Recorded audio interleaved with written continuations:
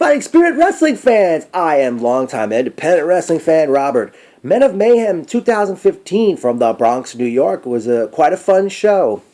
The pre-show match was already in progress at the time I came through the door, and I did see how it ended as Selfie Josh and the Neighborhood Watch Heroes defeated the Sons of America and Ace Maravilla in a six-man tag team match. The main show began as we saw Sumi Sakai with Matt Capo take on Willow Nightingale, who was accompanied by all three members of Certified Sexy. The match was on, and Sakai defeated Nightingale with her feet on the ropes, and also Capo holding Sakai's feet securely on the ropes. Up next, it was a Primero title match time as Magma was set to defend against Flawless Blake Morris, but out came former multiple-time tag team champion Superstar Whiplash, and it ended up a three-way match, and Capo initially protested, saying this is not going to be a one-on-one match, and said he wasn't leaving the ring, and I forgot if it was Whiplash or Morris who... You know what, I just messed up here. Botchamania. That before this got underway, Tony Dynasty had come out, and I forgot what he was saying, but Magma had attacked him and nailed him with, like, I think he named, two brain busters and a super kick to the floor, and then Morris came out and Whiplash. But yeah, Morris or Whiplash ended up hitting Capo, and he was, like, out of the ring and was mostly a non-factor in the match. For most of the match, anyways, but Magma eventually picked up the win as he defeated Blake Morris and Superstar Whiplash to retain the Primero Championship. Up next was a handicap match in the Rumble titled Rumble in the Bronx as Suntan took on Greg Jones and Dashing D. Weatherford. Eventually, I forgot who it was. Somebody, Jones or Weatherford, took the umbrella that Weatherford carried to the ring and hit Suntan in the leg, and he needed assistance from Dr. Alex Arroyo, who hit the ring, but then he ripped off, a la Hulk Hogan, ripped off his doctor's shirt, and Docomania was running wild, and the doctor was in, and he enabled Suntan to pick up the victory, and I guess put an end to his problems with his former compatriots in Omega Black.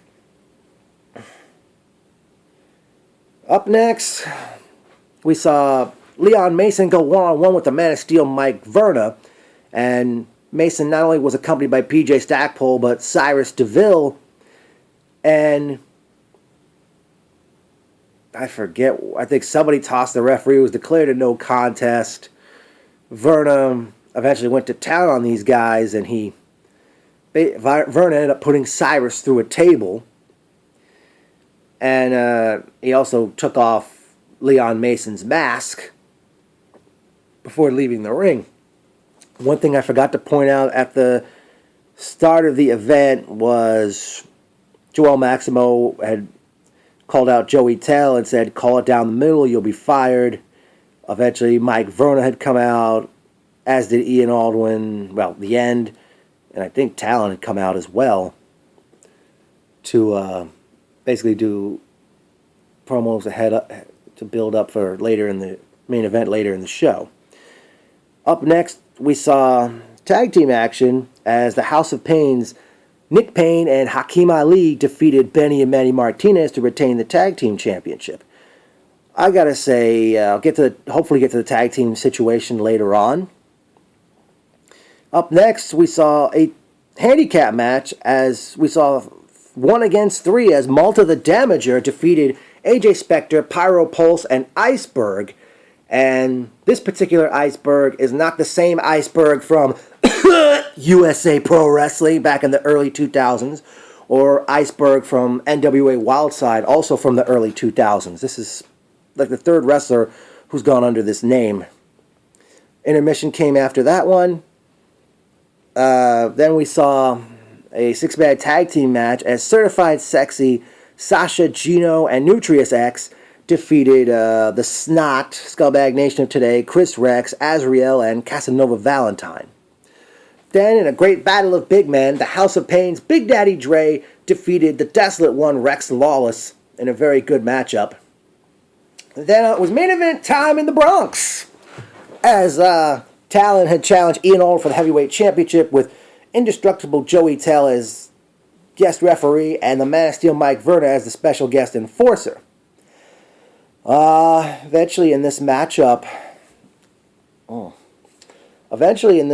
very match, I forgot if it was Talon or Aldwin who tossed Etel from the ring. Verna attempted to make a 3 count for Talon, but Etel pulled Verna out of the ring. They went at it on the floor. Aldwin eventually capitalized on Talon, and Etel made the 3 count, enabling Aldwin to retain the championship. And then Verna comes back in and enters the ring, and it was like a basically Pier 6 brawl, and many on the show earlier in the evening had come out to help break it up. Joel Maximo appears. He announces that at Legends Never Die on Saturday night, June 27th at St. Patrick's in Bay Ridge, Brooklyn, it's going to be Ian Aldwin versus the Man of Steel Mike Verna versus Talon versus indestructible Joey Tell for the championship in a TLC match. That was quite an announcement. Thanks to that announcement, I was sold. I'm definitely going to that event that very evening. Okay, time for the personal notes. It was great sitting with fellow crew members Mike McNicholas, Hyro, and Brandon. Great having the lovely Charmaine join us. I hadn't seen her in quite some time. Great seeing Stella and Susie at the show. One thing I do have to address, a lot of those little kids sitting near me, and this is why I wish other crew members could have made this show. They kept bugging me to use my megaphone. In addition, they kept standing on the guardrail, and for safety purposes, us and the crew, we kept telling these kids, you can't stand on the guardrail.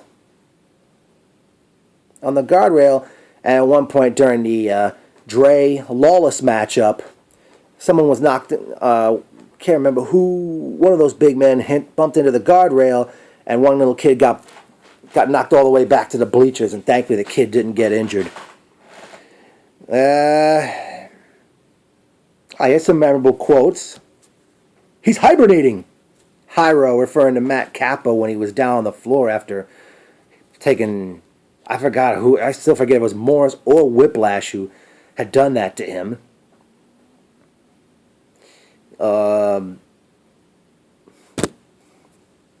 Ethan, David Zubin, as Mike, and I were walking along the Bronx to head back to the train station, David said Ethan. He thought that was Ian Aldwin's name. He called him Ethan instead of Ian.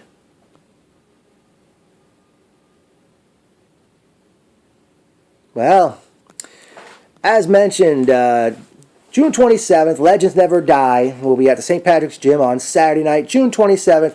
As I already mentioned, 4-way TLC match for the Heavyweight Championship. Also already announced is the Genius Lenny Poffo, teaming up with the huge Malta the Damager to take on the Snots Chris Rex and Casanova Valentine. That should be quite an interesting matchup. Well, now I wanted to address the tag team division. The Nick Payne and Hakeem Ali, of course, they've been tag team champions since February, and this is their second time with the belts. I wonder who's really left for these guys to face. They've beaten Flawless and Lawless, they've beaten the FBI, they've beaten now the Martinez brothers added to the list. I think it's time to put the Neighborhood Watch Heroes and the Sons of America on the main shows, unless other teams from other companies are brought in to challenge these two men. Boy. With Aldwin in a 4-way TLC match, I wonder where could this leave Leon Mason and Cyrus DeVille for Legends Never Die. Actually, funny, I'd like to see Magma defend the Primero title one-on-one with Superstar Whiplash. Also, I was thinking maybe Whiplash and Joel Maximo could make a great tag team. Let's see. With Chris Rex and Casanova Valentine already in a match. Where does this leave Azriel? I'd like to see Big Daddy Dre in more singles action, but I don't know any other big guys we could put him against. Darn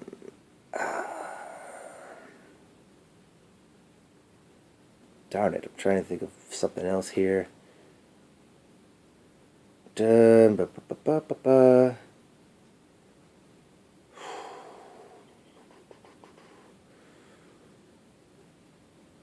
I forgot what else is happening for this. We got coming up for the next event. Now, here's another memorable quote. You ask too many questions. Mike McNicholas to David Zubin on the long train ride home. And I'd like to take this opportunity to say, fuck MTA. For all their crazy service changes on the weekends. It took me like 3 hours to get to this place.